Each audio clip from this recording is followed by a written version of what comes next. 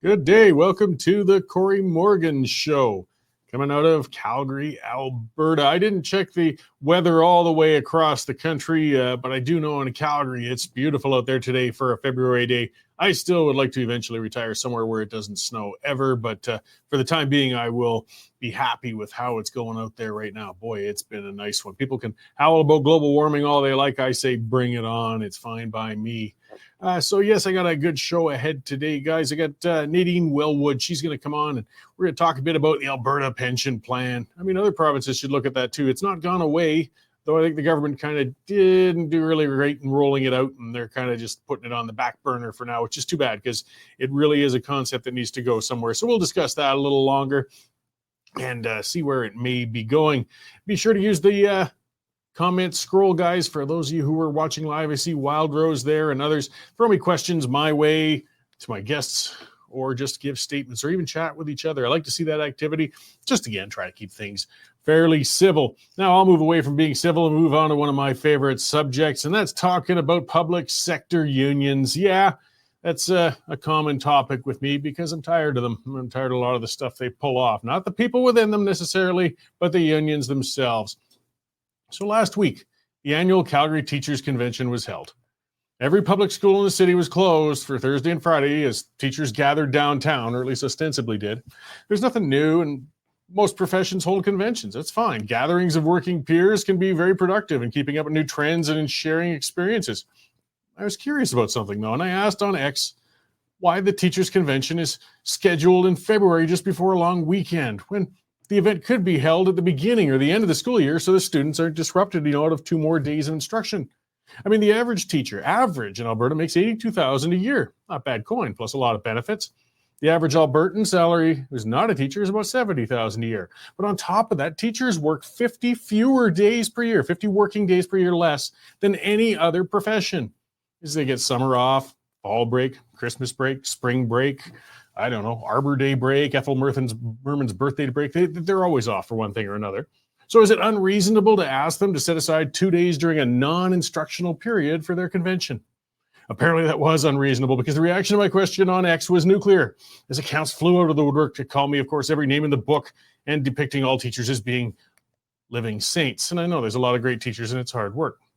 This is nothing new. Whenever I'm critical of anything in healthcare or education, a swarm of accounts, typically backed by unions, comes into attack mode and comes after me. That's how the unions, they know how to play social media. But the discussion went on, and hundreds of parents joined that thread on X, actually. And despite the howls of the accounts decrying the question, some parents are concerned too, and taxpayers. They're wondering about the number of days teachers put in, along with the amount of instructional time our kids are getting. But it's hard to have such a discussion due to the indignant raging of the union accounts, unfortunately. I mean, teachers have a tough and important job. I don't think anybody denies that. So do nurses, for that matter. But due to this, we should be subjecting those professions to a high degree of scrutiny to ensure we're getting the most from them that we can. We certainly compensate them well enough. Unfortunately, the unions feel the opposite way. They feel that they should shout down anybody questioning the system or anybody working within it, and they facilitate mediocrity within the process. Nurses and teachers both enjoy very lucrative pension plans where the taxpayers match contributions for them. Hey, good on them. That's what the collective bargaining is supposed to lead towards. Why, though, are the unions directly opposing the efforts of common Albertans to improve their own pension plan? The average payout from the Canada Pension Plan for retired Canadians is a paltry $758 a month. Rest assured, teachers and nurses are receiving much more than that when they retire. Despite their being generously covered in retirement, the unions are spending dues from members to fight the possible creation of an Alberta pension plan. The Alberta Nurses Union gave $200,000 in members' dues to the Alberta Federation of Labour, specifically for the AFL, to fight against Albertans who are seeking a better pension plan.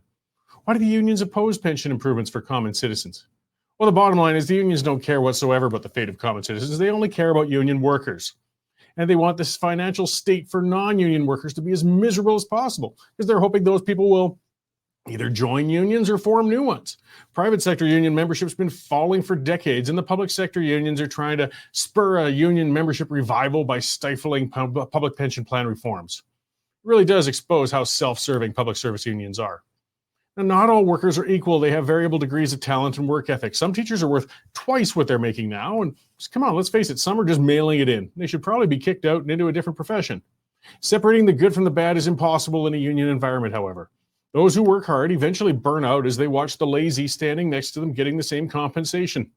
There's little incentive to go above and beyond whatever you have for duty. Only through reducing the near monopoly status of healthcare and education are we going to be able to reform these services and get the best we can out of them for citizens. Non-union options need to be available for teachers and nurses to work within. So organized labor must compete actually to get the members themselves. Rather than forcing them into an organization and closed shops, patients and parents should be able to choose between non-union schools and medical services as well. Allowing labor and consumer choice, of course, terrifies unions. It says a lot, doesn't it? They know what we would do if we had a choice. They're collectivists, though, and compensation based on merit goes against everything they stand for. The unions are there for the unions, and they will fight tooth and nail to maintain their stranglehold on segments of the workforce. Look, there's many great workers in the public sector, but there's a bunch of bums in there, too. And until the public sector unions are disempowered, taxpayers are never going to get full value in return for what's taken from their hard-earned paychecks. The unions know this. That's why they're trying to shut down even the most reasonable of critiques of workers. It's not enough. It's not going to be until citizens know that what's going on and speak up. The politicians are going to pay attention. The politicians are terrified of unions too. The Daniel Smith government is prepared for reforms, but they need to know the population's behind them. So make sure to get up there and speak up, guys. Things can be better, but you got to take on those unions. They won't get better until that happens. All right, that's what's got me wound up today. Let's see what else is going on out there in the big bad world and check in with our news editor, Dave Naylor. Hey there, Dave. What's going on today? Oh, tons, Corey, but I gotta wish you a happy birthday first. Oh, thanks. Yeah, I got a little older. You only turned 30 once. Something like that. No birthday cards from teachers, I imagine. No, I don't think so. I think I'll be getting dead roses in the mail or something like that. So I got a question for you. I was reading something on the internet the other day, and whatever's on the internet has to be factually accurate. Well, of course. And they're claiming you're worth $5 million. Oh yeah, you saw that, eh? Like, come on, man. Oh well, you got to negotiate a better deal with Derek. I mean, yeah, I don't know. I mean, as I said in response when I saw that, when somebody pulled it up off one of those celeb wiki sites, I must have misplaced it. Maybe it's in my other pants or at the other mansion because I can't find that $5 million. Oh man, I don't know. You're buying lunch the next time. Oh well, I'll see what I can do. Yeah, we've had a really busy morning, Corey. Lots of really good stories up there. Right now, we're leading off with an interview Prime Minister Trudeau gave with Ryan Jesperson this morning, and he just shreds Danielle Smith and her government. Says Albertans are being fooled by right-wing stuff. Says Smith was ripping off oil sands employees by not helping out with climate change, and says, quote unquote, "It's not us Eastern bastards." So some very strong stuff by Trudeau there. Another sign of what a joke the Canadian justice system is. Serial killer Robert Picton, who 26 women, I believe, he killed at his pig farm just outside Vancouver. He's up for day parole tomorrow. Don't like his chances, but the fact that he can get it is just ridiculous. The Toronto School Board has released a new booklet on their core belief statements, and it's rife with anti-white, anti-colonialist stuff that no doubt will get your blood flowing. Noted columnist John Robson has pitched in today talking about the intellectual assault on the Canadian military and how it's being drastically weakened. Dr. Phil was on Joe Rogan yesterday talking about how transgendered surgery for children is wrong. The poor guy trying to do the recall Mayor Gondek petition in Calgary is being banned from all city buildings like libraries and city halls. So we've got a brief interview with him, and there'll be more to come with that story this afternoon. And if you're a small business owner, you're not going to be getting as much back in carbon tax rebates as the Trudeau government has clawed that back.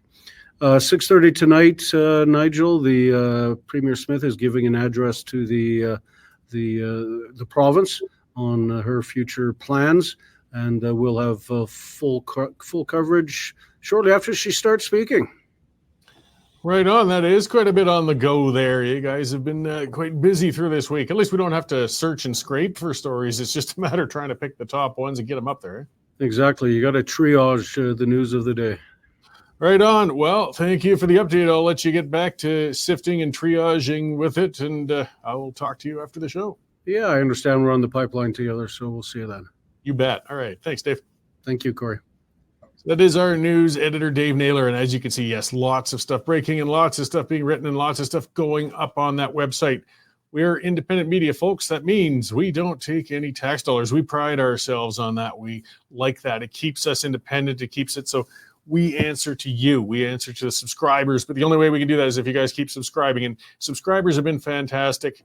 So those who've already subscribed, thank you very much. If you haven't, come on, guys. $9.99 a month, $100 for a year. It's like a newspaper subscription. You get past that paywall. You get into all those stories. As you can see, we're covering things as they break, as they go. And it's, well, worth it. Nobody else is giving you coverage like this. Come on, look at the legacy media. It's repugnant. All right. Yeah, and look at some of these things, you don't hear about. And so, yeah, here we go with, you know what, to give credit where it's due. It was Ryan Jesperson. He was a former radio host in Edmonton. He's got an online show similar to this up in Edmonton, sort of a counter side to me. He's quite liberal. And he had Justin Trudeau on, which says a great deal about where he stands on things. But Dave mentioned that. And, that's independent media as well. I have no idea if he takes any tax dollars. But, hey, good on him. The more outlets, the better. The more, the merrier, even if you don't agree with the editorial slant of some of them. But Trudeau got on there. And yes, he ripped into Smith, basically saying that Albertans are getting fooled by right-wing politicians. Hey, you like that attitude out of him, right? Basically, what he's saying is you're too stupid to vote Liberal. You're too dumb to see through what's clearly BS from Smith when the Liberals are offering you such a good choice. How dare you get fooled by these right-wing politicians? Talk about a slap in the face, because that's when he's saying you're being fooled by them. He's saying you're too dumb to see through something. Brilliant, Justin. Good work. You're certainly going to be winning more seats here in Alberta for it. But all the same, Premier Smith, whatever she may be, she's not afraid of having conversations with the politicians or standing up to them. And she's her office has responded. They tried to reach out since Trudeau was in Edmonton to glad hand and offer to give us some more of our tax money back to try and build houses that we're not keeping up with because of the mass immigration Trudeau's got on the go. Said, hey, we can get together for a chat while you're here. We'll have a tea. We'll see what we could find for common ground. Well, no, Trudeau wouldn't meet with her. All he wants to do is hide on those little shows and lob his little turds over the wall at them and not have to defend himself or respond to those things. But as Dave said, it is interesting. It showed more knowledge of Western history than I would have credited Trudeau with to begin with, when he did say that he said right-wing ideology is getting in the way of Alberta's success right now. Really? Alberta's the most successful province in the country, you peckerhead. We've got a balanced budget. We're reducing our debt. People are moving from across the country to Alberta in record numbers. And you're saying this is getting in the way of our success? Think harder, Justin. But he did say it's not a plot by Eastern bastards. The Eastern Bastards reference goes all the way back to the Klein days and a bumper sticker that used to say, let the Eastern Bastards freeze in the dark. It was a national energy program thing as well. And as somebody, at least, that was going after Justin's dada. But some things don't change, I guess, 50 years later, and we still despise the Trudeaus, and they still come here and basically give us the middle finger. So Justin came out to tell us we're all too stupid to understand how to vote for what's good for us. Yet our economy, as far as compared to the rest of the country, is doing very, very well, despite Trudeau, not because of Trudeau. So yeah, keep coming out, Justin. Keep up the good work. We'll see if we can't get rid of every Liberal in the West in the next election. There's still a couple hanging in there, like some sort of political dingleberries that are just difficult to comb out. But with enough effort, we can get rid of them.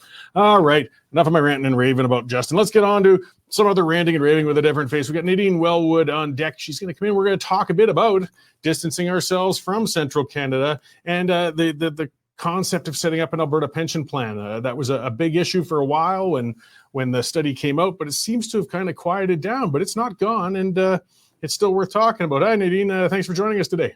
Hey, Corey. What an introduction. Thank you. Oh, no problem. Yeah, I got my rant on today. Well, I'll tell you, it makes it really easy to talk about something like an Alberta pension plan when Trudeau just keeps coming out with announcements and, as you just explained, interviews like that one.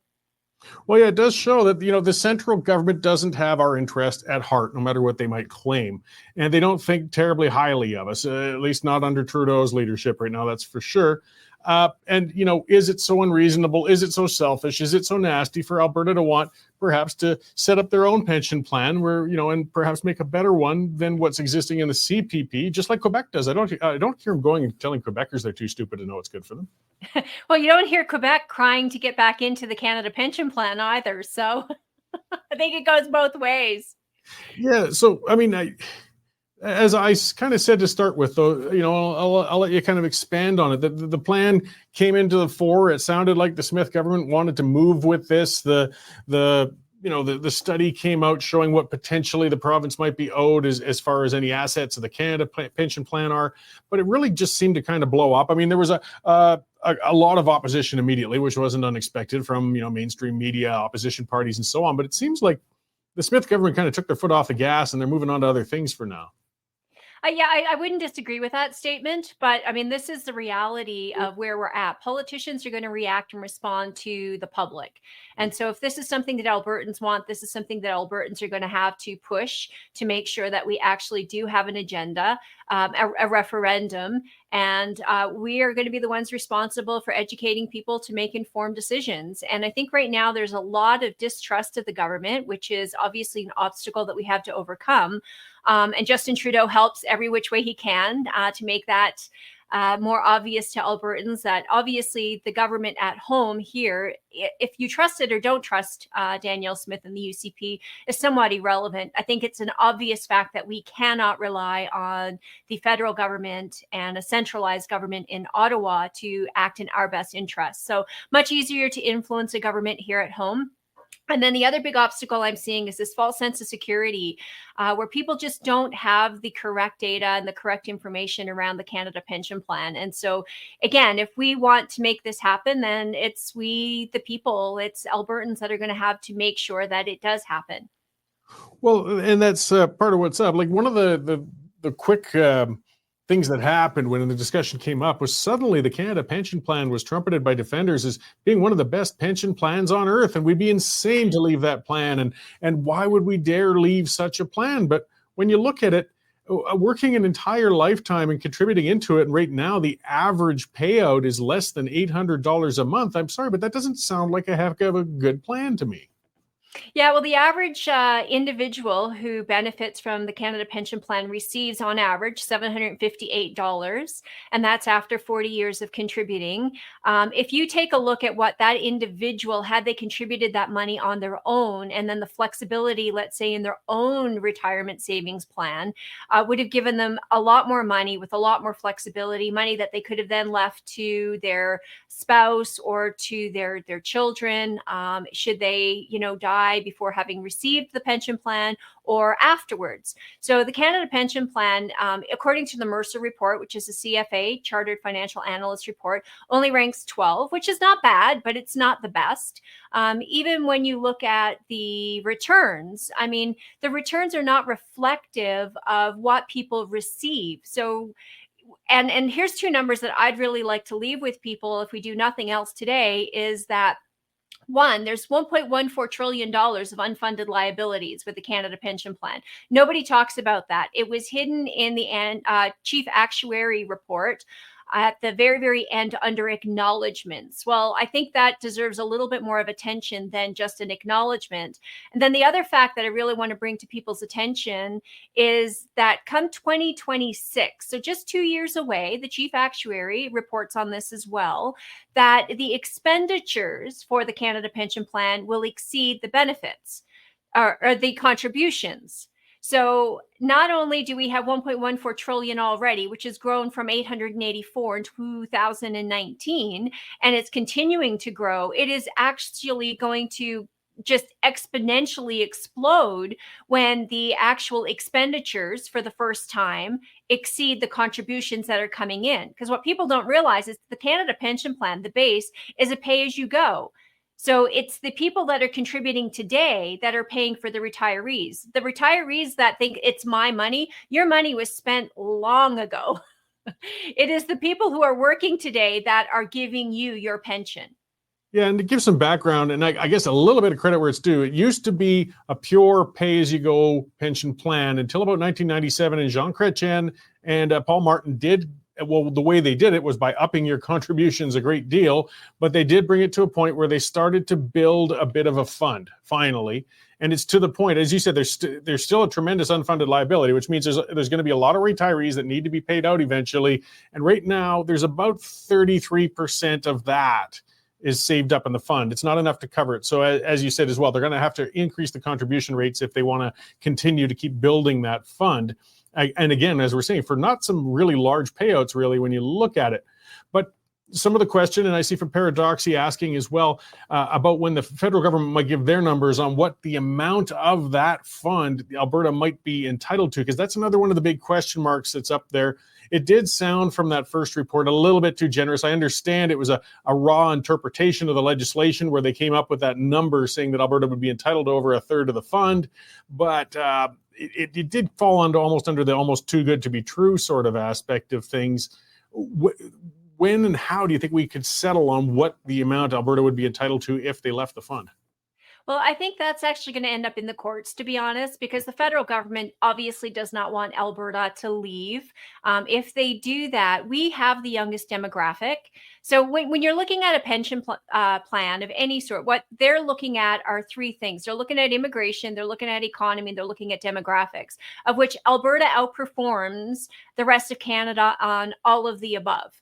So the reality is, if Alberta were to leave, it's really going to put a lot of pressure on the Canada Pension Plan and the federal government to actually kind of have to explain to people what exactly just happened and why their contributions are going up and why those unfunded liabilities are going to literally just exponentially explode. So Alberta is in a really unique situation in the fact that we do have a younger workforce, we have higher incomes, and we could actually reduce our contributions or improve our benefits just based upon those things alone. So we don't actually really have to wait for a number, in my opinion, from the Ottawa government. Because it's somewhat irrelevant. We could actually start today, pay as you go. We have more than enough contributions to cover the benefits that we pay out. And as a matter of fact, we would be saving anywhere from $3 to $5 billion a year that could then be invested in our own Alberta pension plan.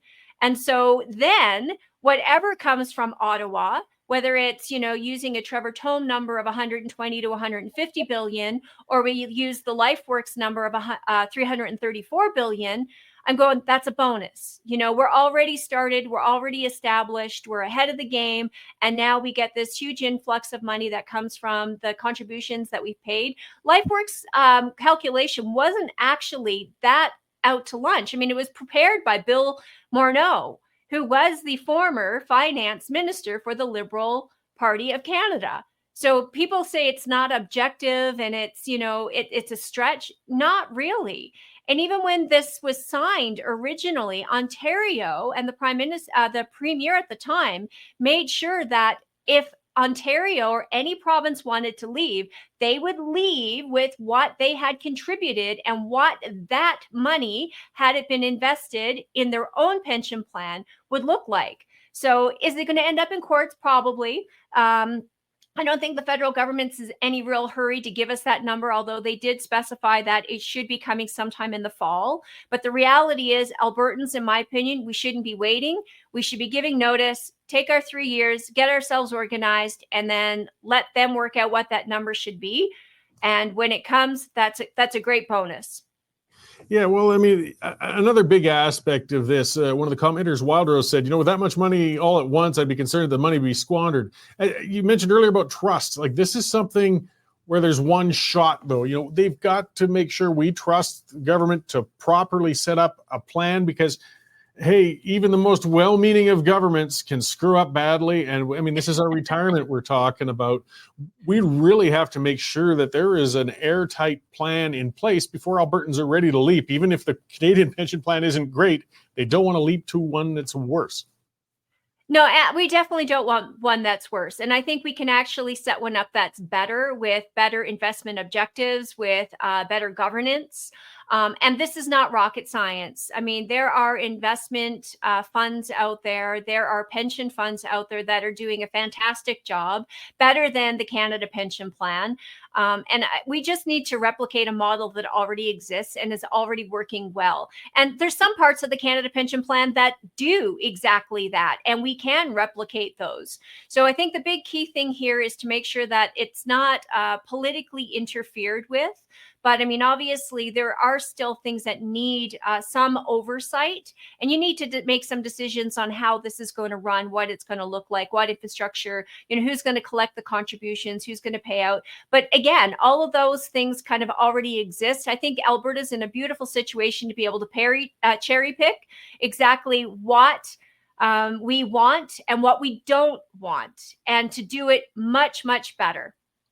Yeah, so Premier Smith is repeatedly committed to holding a referendum before moving on an Alberta pension plan. Some people are saying she shouldn't have to. I don't know, but the bottom line is, politically, she's cornered herself into this. Even if there isn't a referendum, you need a lot of public support before you can make this kind of move. I don't think it's quite there yet, but it can be there if people, I guess, educate themselves and realize that there's a better plan. But they also need to see some rock solid things. There's a whole bunch of question marks and a whole bunch of generous promises, but until you see some stuff tangible, it's kind of hard to say I'm ready to make that leap. But I mean, is anybody working on that, or is the government just kind of tapping the brakes now? Well, I think the UCP has tapped the brakes, and I think that's folly on their part. I think they should be pushing this much harder than what they have been. And because what's happened is they're leaving a knowledge gap. And that knowledge gap has been filled with people like the NDP, sadly, who have been, I think, misleading people and misinforming individuals. Now, if you also take a look at what the CPP has been doing as well, they have come out with this huge advertising campaign. Anytime you go on social media, it's like, you have the best pension in the world, CPP, protect it. And that's, that these are things that people should be waking up to. Is like, okay, well, if it was the best in the world, okay, they shouldn't need to be advertising. The government was criticized a little bit for putting out a campaign to provide information to all Albertans equally about the benefits and the merits of an APP. And they were criticized for spending taxpayer dollars. But here you have the Canada Pension Plan, who is already a bloated bureaucracy with huge administration costs. And now they're advertising, and hugely so. So, for me, it's coming down, I think, to grassroots. And there's organizations like Alberta First Pension, which is what I've been doing the last month or so, and will continue to do for the next 4 to 5 months here across the province. We're going to be doing 100 meetings. And the goal of those meetings is to have your questions answered. So as a chartered investment manager, I'm very familiar with the CPPIB. I'm very familiar with investments, and I'm very familiar with investment policies and the models that currently exist as to what this could look like. And I'm also very familiar with, I review the annual reports for the Canada Pension Plan. I also review the chief actuarial report. I also have read LifeWorks reports. So, for me, it's about giving people information so they can stand firm in the decision that they make. But we do have to hold Danielle Smith and the UCP their feet to the fire to make sure that this does for sure, without a doubt, go to a referendum. So whether you're for or against, make sure that your voice is heard, but get the information that you need. The CPP is not what people think it is.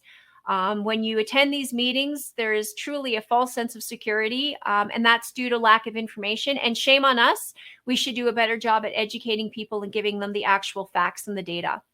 Well, it's our job as citizens to do so, and this could inspire other provinces too. I mean, that's, I think, part of what makes them fearful in Ottawa is a loss of some centrally controlled funds and just control of the country in general. So we've run out the clock here. Before I let you go, maybe one more time, where can people find more information and get up to date on this? So people can follow me along if they want at Nadine Wellwood on YouTube or Twitter. I'll be posting information as we post events. You can go to the Alberta Prosperity Project. I think Taking Back Alberta has also been advertising these events. And there is an event this evening, actually in Calgary at the Riviera at 7:00. So if you do have questions and you happen to be in the Calgary area, please come out. Everybody is welcome. Whether you're for or against is irrelevant. This is about sharing information. So we'll leave it at that. And hopefully people do take an interest, because it's a very, very important thing. And if not for you, think about your children and your grandchildren in particular. Great. Well, thank you very much, Nadine. And keep up the good fight. We'll get a better pension plan yet. That's the goal. Thank you so much, Corey. All right. So that was Nadine Wellwood. And yes, there's lots to cover on the pension. And there's only so much you can cover in 15 minutes. I see a commenter then again, Wildrose saying, will I get more from an Alberta pension plan or the same as a Canadian pension plan? Well, one of the things, if you want to look at the legislation for a province to exit from the CPP, there has to be a commitment to at least have a plan as good as the CPP. It has to be providing the same amount of benefits or better than what's already existing. So, or they won't be, that would give the government an excuse to try and block the exit from the federal plan. Again, there's a lot of assumptions. That's the problem, though. We need to see, how would the plan be set up? Would they be looking to have high contributions to try and build a bit of a better nest egg first, before bringing them down later? Or would they be looking to more immediately increase payouts for seniors right now, which would slow the growth of the fund itself? There's a whole lot of questions, and that's what makes it hard to make a move this big. But if we don't find the courage to make that move, we are committing ourselves to a pension fund that, again, who can live on $700 and some a month, guys, for working a lifetime? And then, as Nadine pointed out, with the way the numbers are going, we would have to start contributing more to maintain where that's sitting. So it's just not a tenable path for us right now. And examining a provincial plan is a very viable and good idea. But again, we got our work cut out for us, and we have to speak up as citizens. We have to speak to the politicians, and we have to educate ourselves, and we have to decide what we want to see exactly out of a plan, and get that out there. It's a lot of work, but hey, what in life is decent that comes without a whole lot of work? All right, let's talk to something, that again got me. I was hearing in the newsroom today, and Dave mentioned it was Pickton, Robert Pickton, that sick monster who murdered all those women, 26 that we know of. It sounds like there's probably more. I think he was convicted of only 6 of them, because they figured, well, we got 6 first-degree murder convictions. He'll never get out. We can leave it at that and quit wasting the court's money. I can kind of agree with that. But the problem is now this monster is technically up to apply for day parole. And he won't get it. He won't get it. It'll be like Clifford Olson. But, the thing that drove me mad all the way from the 90s and up with that piece of crap, Clifford Olson, was that he would make those parole applications periodically. I don't know what it was, every couple of years or something. And then he would drag the families of his victims in, because they'd have to come to those hearings to make sure that child-killing monster didn't get out. And he would re-victimize those families over and over and over again. And, as if they didn't go through enough having their children murdered by that monster, they had to look at him every couple of years while he would apply for parole. We need some true life sentences. If it's a true life sentence, we know they're not going to let Pickton out. Well, I'll never say anything 100%, but it's exceedingly unlikely. But he could still sit there and waste our time, waste our money, waste our emotional resources by constantly going through crap like Olson did and applying for parole every couple of years. I mean, life needs to mean life. And I mean, that means he dies of old age behind bars. So if you've got that kind of sentence, why are you wasting time with this parole crap? I understand some sort of faint hope things. Hey, if new evidence came out and somehow there was proof that space aliens had actually killed all those women, fine, we can re-examine his case at that point. Until then, why offend the victims' families, offend the nation, assault them by listening to this piece of crap coming up for possible parole, which he won't get. But it's just our system is so, Canada's got one of the most pathetic justice systems in the world. It really does. We can't keep, I mean, guys like him are going to stay behind bars, but we got a whole lot of violent offenders, repeat offenders that are in and out and in and out, and they do eventually murder people, sometimes on bail, sometimes on parole. Rarely does it come as a first offense, you know? A lot of these ones, they're chronic offenders. I mean, we hear about the 30, 40 convictions over a lifetime before finally they cross a line and kill somebody. Maybe we should have just kept them in there. When you get, you know, there's hard realities Canadians don't like to face. Some people are broken. Some people are irredeemable. We can't fix them. And they're dangerous. And when we know that, when we've had somebody, and I'm not talking about somebody who's stolen a car a couple of times or a shoplifter, but when you've had somebody with a lifetime of constant crimes over and over, we have ones like that and violent. Sometimes we have to accept, you know what? We can't fix this person. They're too dangerous to keep in society. We are going to put them away for good. We're going to warehouse them. We're not going to, because they talk about, oh, it's so expensive to keep somebody in prison. You know what? If you accept the fact that you're never releasing them, it doesn't have to be that expensive. That's when you can actually warehouse them. That's where you can put those thick concrete walls. That's when you're not going to waste time trying to get them a university degree for when they get out and go to work. They're not gonna. They're going to stay there. We got a whole lot of good North Country we could use for that. These guys aren't going to get away. Just don't give them shoes.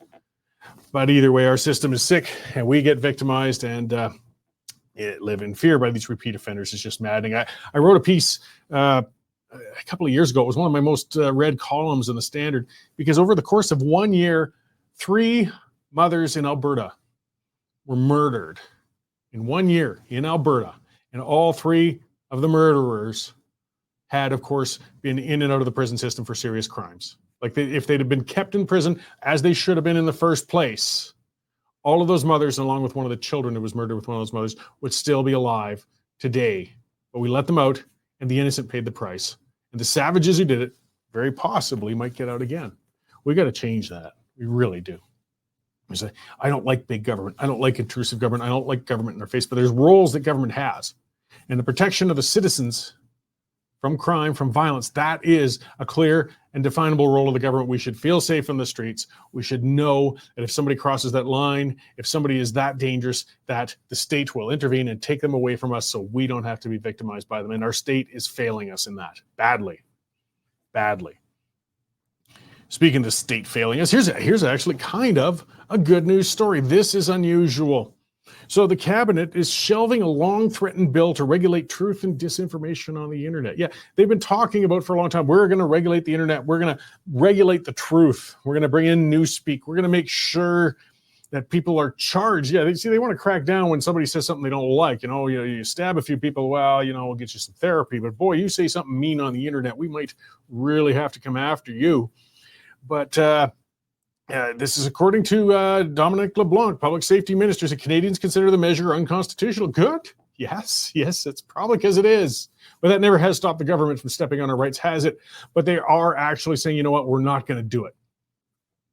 I mean, I'm kind of annoyed that they thought they should or could in the first place. But hey, at least they stopped. It's pretty rare. You don't see that very often. This is a stubborn, prideful administration we have with the Trudeau government. And they don't often, back down on pretty much anything when they get their minds set on it. Speaking of which, then let's talk ad scam. Yes, this one. Here we go. I mean, it stinks. It stinks to high heavens. 3 jackasses in a garage somehow get a contract for what it turned into $60 million for an app. It should have cost less than $100,000 or something to begin with. It was ridiculous. Padding their pockets. It reeks of corruption. The records have been destroyed or they can't find them. This is the latest out. Is the Auditor General Karen Hogan. She said, suspicious lack of records regarding the program. It went over budget, on sweetheart contracting. It's a ripoff. We got hooped. It turns out these clowns, and guess when they started their company? Yeah. Right when Trudeau got elected. Coincidence, I'm sure. Since Trudeau got elected, since they started their company, they've gotten almost $250 million in contracts. The ArriveCan ripoff that they've done. That's just one of them. We haven't even audited and looked into all the other stuff that's been tossed at these guys. Why were these guys given so many sole source contracts worth $240 million? You'd think our legislators would be able to pull them before the parliament, before committee, and at least start the process of asking questions. And that's what the Conservatives tried to do in parliament yesterday. And guess what? The Liberals blocked their effort to subpoena and force those guys to come in to the hearings. That tells me they're complicit. That tells me the Liberals are tied up in this. Look, I've participated in writing political spin. I've done those sorts of things when the government's in trouble or not. When it's something like this, if your government had nothing to do with it, your party had nothing to do with it, even if it was under your watch, I know it's bad for the Liberals, but your best hope would be to get up there and be indignant and say, these guys ripped off Canadians during an emergency. These guys stole from the taxpayers. This is unacceptable, unspeakable. We're going to bring them forward. We're going to investigate this. We're going to get to the bottom of it, and some heads are going to roll. And you keep that high ground and you stay up there and make yourself even sound like a victim. You know, we got robbed too. We trusted these guys with tax dollars, and look what they did. But instead, and the Liberals know how to spin, so they chose not to do that. They chose instead to try and shut down efforts to have these guys speak in front of the committee. That stinks. That means they probably have stuff on the Liberals. It means they don't want the public to hear, because these guys have been hiding. They've been subpoenaed twice, and they've refused to show up. And this effort from the Conservatives was saying, okay, we can get a sergeant of arms. There is a mechanism. It's been done before. In the Gomery inquiry, I believe it was, there was a fellow, was it Gomery, or was it, there was so many ripoffs going on, or was it the Airbus? It doesn't matter. Somebody was dragged physically, basically, to Parliament by law, by the sergeant at arms. So you can make a summons with teeth and say, you have to show up. It's like a court order. But the Liberals shut down that effort. They said, no, we will not allow that. And they stopped it. Now the Conservatives are going to keep trying, but we'll see. Because you know what's happening quickly. Jagmeet Singh is in there cuddling up to Justin like he does. They cuddle. And he's saying, you know, we can make sure that these guys never have to testify in front of Parliament. What are you going to give me, Justin? What are we going to get now? Am I going to get that Medicare thing we've been pushing for so long? Will we get more pro-union legislation? Whatever. Jagmeet has Trudeau over a barrel, which means he has us over a barrel. He's willing to cover up probably people who have robbed us, which sounds like what these guys did. The Bloc as well. They haven't been too thrilled with this idea of going after them. Of course not. Their business was based in Montreal. And you got to remember, it's been documented. Quebec has the most corrupt governance in Canada. It always has. Quebecers look at things a lot differently than the rest of us do. That's why these things always erupt out of Quebec. They see bribery and inside dealing and many of those things as just the way you do business. We don't look at it that way in non-Quebec provinces, but Quebecers do. That's why these scandals always come out of Quebec. So the Bloc is kind of, you know what? We don't need to hear from these guys either. It was just something that happened. You know, it's okay. As long as the money went into the pockets of Quebecois, it's okay, right? Guys are getting screwed. But this can blow up. This could be massive. I mean, it's already big. It's one more scandal on a pile of scandals, and Justin Trudeau just keeps getting away with it, But when they're now trying, when the government is hiding, they're scrambling, they're trying to cover this up, that means there's got to be a connection somewhere. What are they afraid of? What are they afraid these guys will say if they're brought before a committee? Who are they afraid these guys will point towards? Where does this land? Is it a cabinet member? Is it a staffer? Is it the prime minister himself? I don't know. We can't know because the government won't allow us to publicly investigate this. Can't let it go. Can't let them get away with it again. But they might. They bloody well might. They certainly seem to, don't they? Closing off, speaking of our dollars going down the toilet, you know, this is one that hasn't made enough news, but again, it's been that flood, this riches of news, I guess you could say, in a bad way to deal with. But Finance Minister Chrystia Freeland, yes, everybody's favorite little munchkin there, has granted herself the authority to increase federal borrowing to $517 billion. Yeah, $73 billion higher than estimated already. They're spending us into oblivion. They're desperate. They're in the toilet in the polls. Their chances of getting reelected are next to none.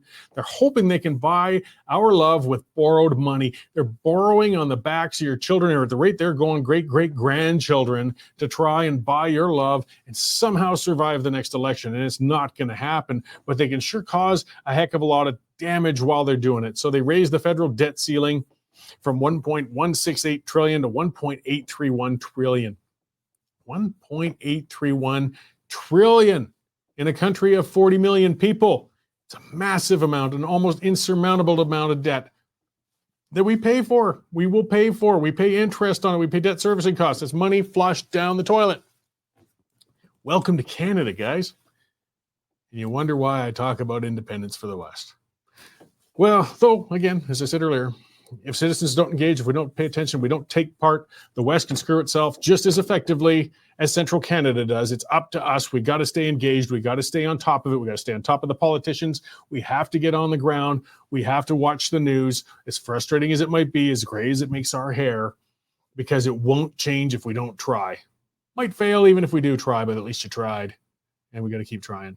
All right. That's all I got for this week, guys. Be sure to turn in tonight. It is going to be a good one with the pipeline, yes, and there will be discussions with Premier Smith's address to the province and lots of other subjects to cover. And, of course, I will be back again next week, and we will go through the latest of issues at that time with a whole new guest and see what's happening. So thanks for tuning in. We'll see you next week. Canadian Shooting Sports Association. Without the CSSA, our gun rights would have been taken long ago. These guys are on the front lines helping to draft smart and intelligent firearms regulations and legislation in Canada, and more importantly, educating the public about how we keep guns out of the hands of the wrong people. To become a member, it's absolutely worth every penny.